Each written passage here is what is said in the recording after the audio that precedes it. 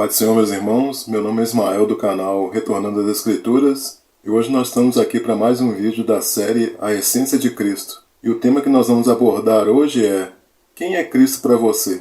Vamos ler segunda carta de Pedro, capítulo 3, versículo 18, que diz assim: Antes, crescei na graça e no conhecimento de nosso Senhor e Salvador Jesus Cristo. A Ele seja dada a glória, assim agora como no dia da eternidade. Amém.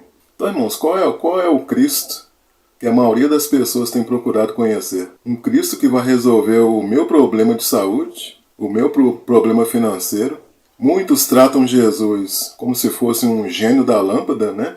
Ou seja, ele é só acionado para satisfazer os meus desejos e muitas vezes desejos egoístas. Então, uma pessoa que conhece somente um Cristo que dá as coisas, ou mesmo quem ensina dessa forma, né, conhece um Cristo muito pequeno, muito limitado. E nós sabemos que toda a Bíblia ela aponta para Cristo. Mas vamos ver aqui, dentre as muitas passagens, né, que apontam para Cristo, nós vamos ver uma passagem aqui que está em Colossenses 1, versículo 14, que eu vou ler para os irmãos aqui, que diz assim: Em quem temos a redenção pelo seu sangue, a saber, a remissão dos pecados. Então aqui esse versículo aqui, irmãos, está revelando o preço que foi pago pela nossa salvação. A remissão dos nossos pecados que foi conquistada na cruz. Essa palavra remissão, ela significa perdão, cancelar uma dívida. Cristo, ele nos libertou, ele tirou as vendas dos nossos olhos, ele tirou as nossas escamas e nos transferiu para o reino do Filho do seu amor, né? Ele levou cativo tudo aquilo que nos impedia para nós termos acesso a Cristo. Colossenses 1, versículo 15 diz assim: O qual é a imagem do Deus invisível, o primogênito de toda a criação. Então Cristo, ele é a imagem exata do Pai. Antes de sua encarnação, ele era a imagem do Deus invisível. Olhando para Cristo, nós podemos ver a Deus. Jesus, ele é a manifestação visível do Pai Celestial para a humanidade. E por meio de sua vida, dos seus ensinamentos, dos seus milagres, acima de tudo, né, da sua morte e ressurreição, Jesus, ele revela quem Deus é, revela o seu caráter, o seu amor, a graça e a misericórdia. Lá em Hebreus capítulo 1, versículo 3 diz assim: O qual, sendo o resplendor da sua glória e a expressa imagem da sua pessoa, e sustentando todas as coisas pela palavra do seu poder, havendo feito por si mesmo a purificação dos nossos pecados, assentou-se à destra da majestade nas alturas. Então, primogênito, né? O versículo diz aqui, o primogênito de toda a criação. Então, essa palavra primogênito aqui, irmãos, não quer dizer que nasceu primeiro, e nem que Cristo foi um ser criado. Primogênito aqui na Bíblia não quer dizer que é o primeiro a nascer, né? Então, nós não podemos raciocinar como se Deus tivesse um filho de forma física. Essa palavra, primogênito, ela é usada várias vezes na Bíblia para mostrar a posição de honra, o privilégio que alguém recebeu. Por exemplo, Cristo, ele é o primogênito no sentido de que ele é o herdeiro de todas as coisas. Por exemplo, Deus chamou Israel de primogênito entre os povos. Isso está lá em Êxodo 4, 22, que diz assim, ó: Então dirás a Faraó: Assim diz o Senhor, Israel é meu filho, meu primogênito. Deus, então, ele colocou Israel numa posição de honra, acima de todas as nações.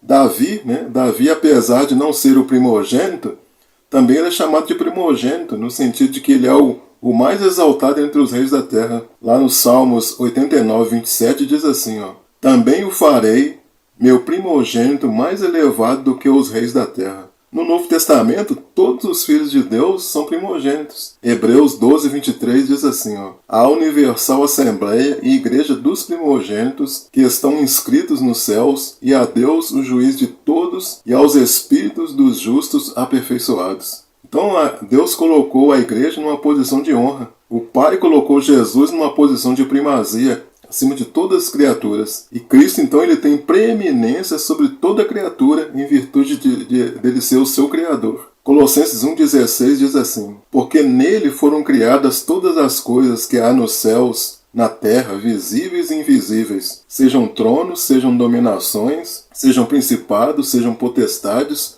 tudo foi criado por ele e para ele. Então ele é tanto o agente como o objetivo da criação. Cristo é o Senhor sobre tudo que existe, até mesmo sobre a hierarquia, né, angelical. Aqui fala, irmãos, da obra, então, criadora de Cristo. Né? Tudo foi criado por Ele e para Ele. E se Cristo criou todas as criaturas, tanto materiais quanto espirituais, logo ele não pode ser parte da sua própria criação. Cristo ele não veio a existir quando nasceu de uma virgem. Lá em João 1, versículo 3, diz assim: todas as coisas foram feitas por Ele, e sem Ele nada do que foi feito se fez. Em Colossenses 1,17 diz assim: Ele é antes de todas as coisas, e todas as coisas subsistem por Ele.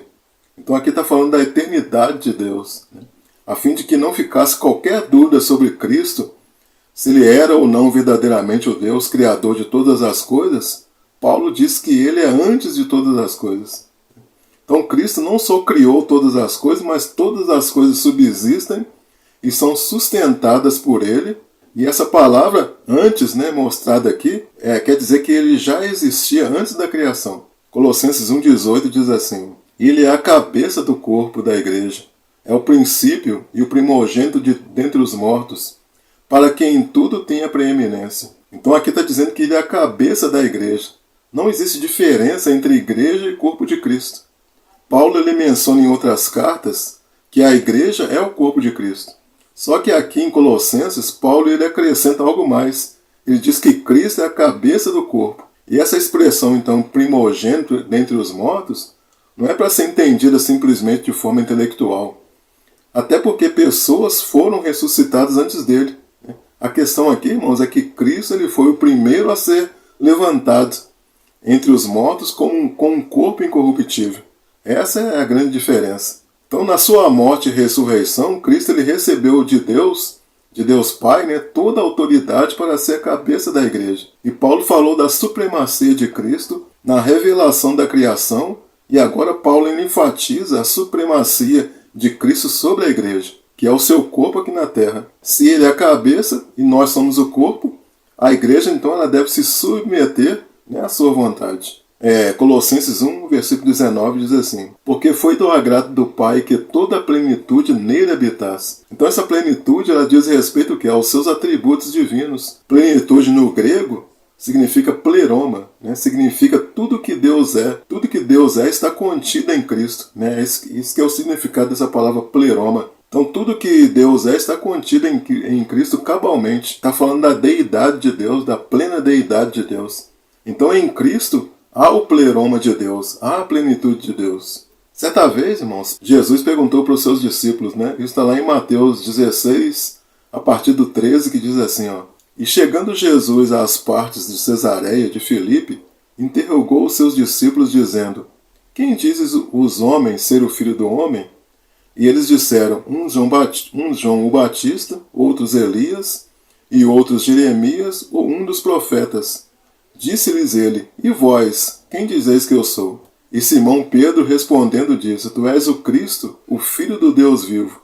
E Jesus respondendo disse-lhe: Bem-aventurado és tu, Simão Barjonas, porque tu não revelou a carne e o sangue, mas meu Pai que estás no céu. Então Pedro aqui, irmãos, ele recebeu a revelação do próprio Pai de quem é Jesus. Então, voltando àquela pergunta, né? Quem é Cristo para você? Então perceba aqui que nós procuramos mostrar aqui um Cristo mais do que um simples solucionador de problemas, né? Nós vimos aqui que Cristo é a imagem visível do Deus invisível. Jesus ele representa a humanidade sem pecado. Um Cristo que criou todo o universo e sustenta toda a terra. É um Cristo que vai além das nossas necessidades individuais. Então nós temos que louvar a Ele, por quê? Porque Ele é o primogênito, porque Ele é herdeiro. Nós temos que louvar a Ele pelo seu poder criador, louvar pela sua soberania. Tudo foi feito por Ele e para Ele. Ele tem prioridade sobre todas as coisas. Ele é o Senhor da igreja.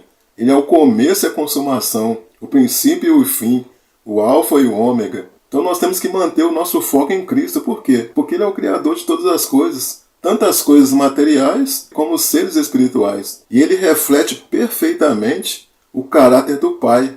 Ele quer que a sua igreja tenha o caráter do Pai. Então eu preciso deixar de ser dominado pelos meus desejos pecaminosos. Não é errado, irmãos, um cristão orar a Deus, pedindo a solução de um problema financeiro. Não é errado. Mas Deus é poderoso para nos dar além do que necessitamos. Mas eu não posso viver a minha vida em função disso. Deus é quem decide isso. Por quê? Porque muitas vezes a pessoa vai receber uma riqueza e não vai saber administrar. Outras pessoas vão receber riquezas e não vão querer repartir com os que necessitam. Então Cristo, Ele quer que você o busque porque Ele é o Criador de todas as coisas. Porque Ele é o nosso pastor, porque Ele é o nosso sumo sacerdote, porque Ele quer que nós cresçamos na graça e no conhecimento dEle. Ele quer que nós imitemos aquilo que Ele fez durante o seu ministério. E eu finalizo aqui o vídeo, com a passagem de João 17, versículos 20 e 21, que diz assim: E não rogo somente por estes, mas também por aqueles que pela tua palavra hão de crer em mim, para que todos sejam um, como tu, ó Pai, o és em mim, e eu em ti, que também eles sejam um em nós, para que o mundo creia que tu me enviaste. Amém, irmãos? Louvado seja o nome do Senhor. Então fique com essa palavra no seu coração, que verdadeiramente você possa ter esse Cristo na sua vida, não só para suprir as suas necessidades, mas que você possa ter esse Cristo dentro do seu coração. Esse Cristo maravilhoso, poderoso, Criador de todas as coisas. Obrigado a você que assistiu o vídeo até o final. E caso você tenha gostado desse vídeo, peço aí que você deixe seu like, seu joinha. Caso você ainda não seja inscrito no canal, peço que você se inscreva no canal.